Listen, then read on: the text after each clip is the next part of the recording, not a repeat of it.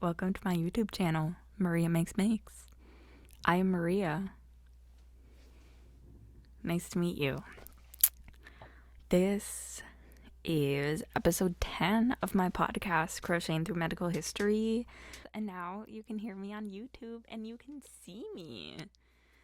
So, who doesn't love that? Who doesn't want to look at me? I will be here, theoretically, every week with a new episode. Forgot the name. A new episode on a new medical condition or disease or topic or whatever. So if you like that, like this video, subscribe to me, comment below if you have any topic suggestions. Follow me on Instagram, Maria Makes. Thank you for being here. Let's get into today's episode. Hi, it's me again, but with worse quality. I think I need to play with my recording settings a little bit more for the roundabout way of recording I used, because I believe it is only going to play out of the left side of your headphones if you're wearing headphones. So I don't know what that's about. But it's done for this week, and I will try to figure out what happened for next week. So my bad. Very sorry about that. Maybe don't listen with headphones. Either way though, enjoy. Hello everyone. Welcome back to Crocheting Through Medical History. I'm Maria. I'm here to crochet and talk about medical history. I today am making a cardigan, I think. I'm kind of just right now single crocheting a lot with 3 strands of like brown shades. But theoretically it will be a cardigan at some point. I'm also drinking hot chocolate that is too hot for me, but it's yummy. So we're gonna keep doing that. So like I accidentally hinted at for the past like 3 weeks, we are finally talking about Metachromatic Leukodystrophy. It was very nice to get back into researching and to like actually sit down and do some work, but it was also very sad because this condition is just very sad. So you'll see why. But yes, today we're talking about Metachromatic Leukodystrophy, or MLD. And since I learned about this condition, I've wanted to make an episode about it, but I honestly didn't really know anything about it until I actually started researching. So, normal disclaimer, I'm not a medical professional. I'm not a professional on this topic. I don't think I know much of anything. And I know that I will accidentally probably say something false. So, my apologies. My full respect to and love to anyone who has dealt with MLD in their life or the life of a loved one. I'm very sorry. I'm not trying to be disrespectful. I promise. I just only really started researching MLD like 5 days ago. So, that said, MLD sucks. So, let's get into it. Metachromatic leukodystrophy, or MLD, is a rare hereditary disease caused by a mutation in most commonly the ARSA gene, or more rarely, the PSAP gene. MLD causes an accumulation of sulfatide fats that destroy the protective myelin sheath around nerves in the central and peripheral nervous system.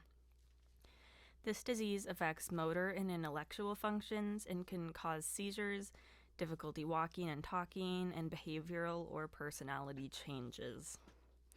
There are 3 types of MLD categorized by age at the onset of symptoms. The first is late infantile MLD, second is juvenile MLD, and then there is adult MLD. More than half of those diagnosed with MLD start showing symptoms before the age of 3 years, so this is the late infantile type. 20 to 30% have the juvenile type, with symptoms appearing between ages 4 and 16. So roughly 20% of those with MLD have onset of symptoms when they are 16 or over 16, I guess. And this is where, when I was researching, it was already starting to get to me, because most of the kids that have this disease are tiny. Like 2 is like, I think I read somewhere that like 1.5 ish was the like most common age of onset. And that's just really sad that they're just like barely more than a baby, and then they have this disease that just wreaks havoc. So yes, I got very sad at this point, and I had to stop researching for a day to kind of like redo my mindset. But it's still very sad, even if I'm not like crying about it anymore. But again, so much love to anyone that has had to deal with MLD personally, because even me dealing with it not personally and just seeing it from afar is really sad. Forgot to mention, I don't know this family personally, but I learned about this condition from sort of meeting the parents of a boy that is unfortunately has passed away from MLD now. So I didn't know him, I didn't know them when he was sick, but it still sucks to see even from afar. So I just cannot even imagine the sort of pain and grief that they go through with it. But emotions aside, let's keep going. MLD is an autosomal recessive gene. I think it's a condition that affects. I should have proofread. MLD is an autosomal recessive genetic disorder, I guess, meaning 2 parents who are asymptomatic carriers of MLD are 25% likely to have a child with MLD, 50% likely to have a child that carries MLD, and 25% likely to have a child that does not have the gene or the condition. MLD is very rare, affecting only 1 in every 40 to 160,000 people. But in some people groups, there is a much higher prevalence. The Navajo or some Middle Eastern races are more than 1 in 2,500 people are affected by it. So that's a big jump from 40,000 to 2,500. And the first known case of MLD was seen in 1921, and there have only been approximately 300 known cases since then. So very rare, not very prevalent. So the first noticed symptom. Gimli? Sorry, Gimli just like grabbed my yarn and tried to run away with it. On accident or on purpose, I don't know. Gimli, stop. I think he found a new toy, and it is my yarn. Oh my gosh, he's looking at it. Okay. Where was I? The first notice symptoms vary with each type of MLD, but Gimli.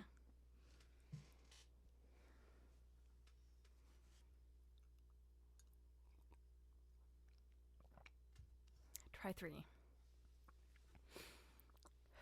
Take a deep breath, everybody. We're doing okay. Whew. So, the first notice symptoms vary with each type of MLD. With the late infantile type, the first symptom noticed is often difficulty walking, with either dragging of feet or toe walking. With juvenile type MLD, motor or cognitive changes resulting in academic difficulty are the most common first symptoms. And with adult onset type, the first symptoms are often slurred speech or behavioral changes. After the onset of symptoms, diagnostic testing for MLD is made up of genetic and biochemical tests. Genetic tests are meant to identify affected RARSA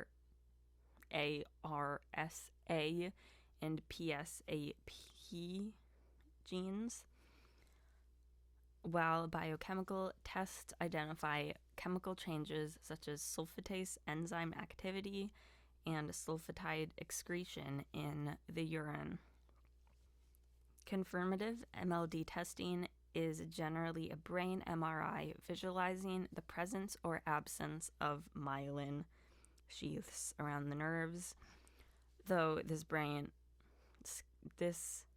scan can show false normal results if the patients are young children. Unfortunately, MLD is a degenerative condition with no specific treatment. For children with few or no symptoms, stem cell transplant can be considered to replace the affected genes, I believe. But it is debated whether or not the results of this treatment are worth it, as they are not always effective, and the procedure itself is pretty risky. Patients are often just treated symptomatically, but the condition cannot be reversed or drastically slowed. So it does, unfortunately, kill the patient. Thank you to the rarediseases.org, the Orphanet Journal of Rare Diseases, and the Journal of Child Neurology for the articles and papers regarding MLD that I researched from. As you heard, there wasn't really a lot of history. It was discovered or first diagnosed in 1921, but there wasn't really information from them. So yeah, not a lot of history there, but it's very rare. Not a lot of research articles out there to research from. So my apologies, but it was important to me to do this episode and to share about the condition and to get it out there, even if it didn't completely fit with the usual setup for this podcast. I also want to mention the little boy that inspired this episode. His name is Grayson. He was diagnosed with late infantile MLD in 2017, and he passed away from the condition in 2022 at only 5 years old. His parents are raising awareness for metachromatic leukodystrophy and supporting families of children with MLD and other complex medical conditions. To learn more about their work, you can find them on Facebook at either Amazing Grayson's Journey is their general page, or Grayson's Equipment Corral is another page for their pediatric medical equipment lending closet that is based in eastern Iowa. So their goal there is to help families that are affected by MLD or other medical conditions that need like expensive treatments and equipments, so they have like good condition, high quality equipment that they had for Grayson, and I think they've also like collected donations. So they use those to loan out to other families so that they don't need the financial burden of purchasing new equipment for their children, and that they can know they're getting high quality equipment while not breaking the bank for it, but still helping their child in the way that they need. So that is very cool. That is Grayson's Equipment Corral. You can also support them through Venmo at Amazing Grayson, AMAZIN GRAYSON,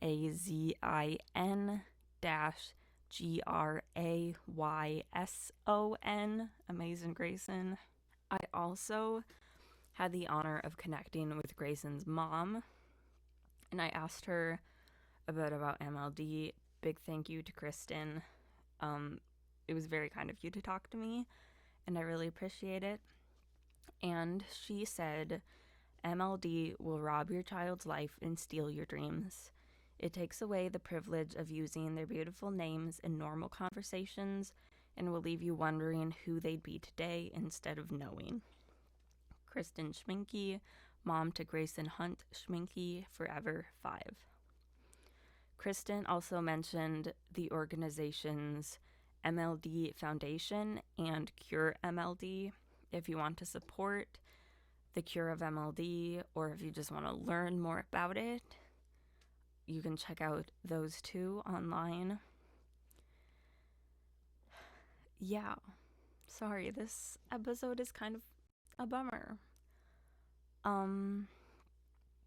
So I feel weird moving on from it. I got another row here done for my cardigan. It's so long. I think I only need a couple more before I have to figure out like the sleeve holes. So pray for me. It's been a really hectic few weeks, so I have not done a lot of projects. I did sew a dress last week. Mostly I sewed it enough to be wearable, but I didn't get around to adding all of the extra features that I want to add for aesthetics. But I did make it. So eventually, once I finish adding on all of the extra frills and bells and whistles, then I will do a little photo shoot and I will share it with you. But not yet, because I want the full product shown, and I don't want to post it now because then I probably won't finish it, and I really want to finish it. So that is the biggest thing I've been working on the past few weeks, and it's very cool, and it's really cool. I enjoyed it. I wore it on Sunday. It was real fun. I need to hem the skirt up a couple inches because I was definitely tripping over it on the stairs, but it was fun to wear, fun to make. Shout out again to Hannah, my crafty friend. We sewed together And it was fun. And we're little matchy friends with complementing dresses. So that's it. I think that's really it. I think I'm finally going to release my mystery pattern this week. Hopefully. Yeah, I asked the testers to get their final work done and send me pictures so that I could post it this week. And I forgot to check back on them. But that is the plan to post it this week. So keep an eye out for that if you crochet and would like to crochet this fun mystery pattern that I'm working on. Yeah. Thank you for listening. I guess another exciting thing, if you are listening on Spotify or Apple Podcast or Google Podcast or Amazon Music or any of those, you can also head over to YouTube and you can watch me. A few people mentioned that I should start a YouTube and just record myself while I'm recording, because it wouldn't be that much harder. And let me tell you, it's a lot harder. I was not prepared, but I think it'll be fun, and I think it'll help us reach more audiences. So if you want to find me, I will be Maria Makes on YouTube. We'll see if I ever branch out into non-podcast videos. I would like to at some point, but this is not the phase of life to do it in, I don't think. So I may brainstorm and come back to it later. But for now, we will at least have video versions available as well as audio. So that's fun. Go give me a subscribe and maybe share so that your friends and family can also look at me. I did, though, the camera's positioned too high to actually see me crochet, really. But I promise I was crocheting through most of that. But maybe I'll have to figure out a way to make it more crochet friendly. We'll see. Anyway, thank you for being here. Thank you for learning with me, as always. Stay safe, stay healthy, and I will see you next week. Bye.